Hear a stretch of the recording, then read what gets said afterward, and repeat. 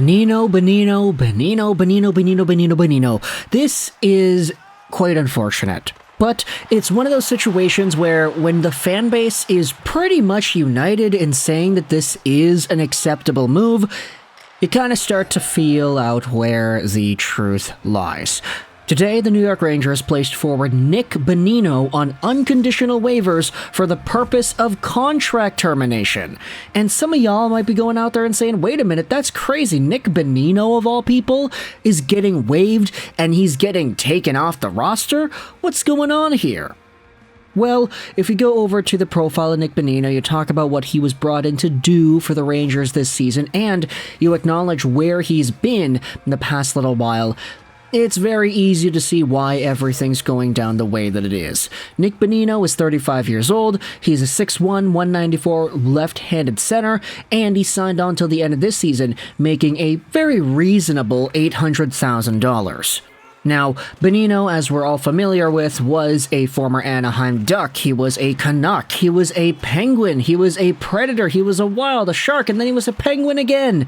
Bonino has bounced around everywhere, and look, there were better days that Bonino had in the NHL. He was, in particular, a 50-point guy with the Anaheim Ducks before coming over to Vancouver in the Ryan Kesler trade. And he was an important part of the Pittsburgh Penguins when they won the Stanley Cup. He was part of the HBK line with Hagelin, Bonino, and Kessel, and they were so good. But as Bonino's career went on, plain and simple, he got older. And after captaining Team USA at the World Championships last year, he had signed this short-term deal with the Rangers to be a veteran presence. He was supposed to come over here, be a leader, mentor these young guys, help them win faceoffs, and be an okay defensive presence as well. But, I mean, look, he's got 5 points in 45 games played. He got waived, and the update coming out here from Peter Bow goes out there and says this: the Rangers gave Bonino the All-Star break to think things over after he cleared waivers the other day. He decided he didn't want to report to the AHL and asked the Rangers to terminate his contract. The team, which has a lot of respect for him, honored that request. So, the thing is, with this entire situation, it's very, very intriguing for Bonino's career path, because he himself is saying, yeah, I don't want to go to the AHL. And because I'm not willing to do that, I'd rather have you terminate my contract so I become a free agent and I sign elsewhere. But the thing is, when it comes to the NHL, quote-unquote, you could very well say there may not be any takers who would want to get Bonino. I mean, he just cleared waivers for free, for crying out loud.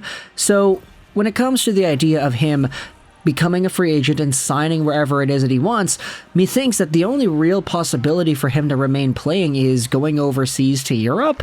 I mean, we know they're still signing guys, they're still able to make acquisitions, and if Bonino does not want to play in a lesser league, quote-unquote, like the AHL, if he still wants to play in a country's top league, then maybe going to Sweden or something, or going to the Czech Republic would be suitable here.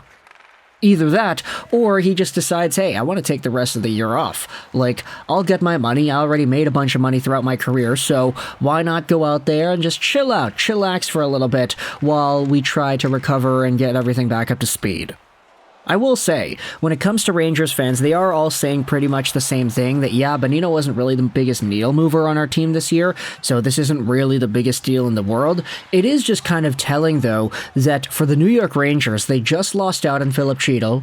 There are all these rumors about them needing a center. They got Monahan in their sights, whatever.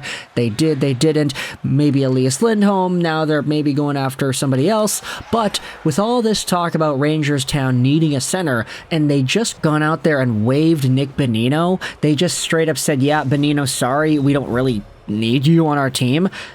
It kind of tells a lot as to the quality of his play. Now, I'm going to be honest and say that Nick Bonino for my fantasy league has actually been really good. Like, he's been one of the best players in my entire league, and it's because of a very particular fact that he goes out there and gets shot blocks. I've said this a bunch over the past few months, but Hot Take Hockey, John, the guy who runs my league, for some reason he made hits and blocks a lot more valuable in this year's league. So, guys like Nick Bonino, who don't really do anything, but who get blocks, are actually pretty valuable, and they do show up once in a while on the daily, weekly trends because of that amount of blocks that he gets.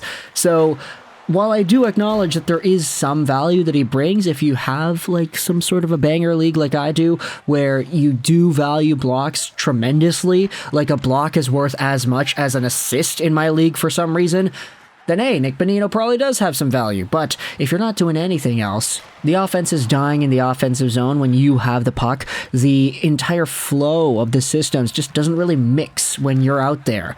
Then okay, I can totally understand why the Rangers went out there and terminated you, and I can totally understand why Rangers fans are feeling all right about it. Here's the comment section on the Our Rangers sub in regards to this Bonino move.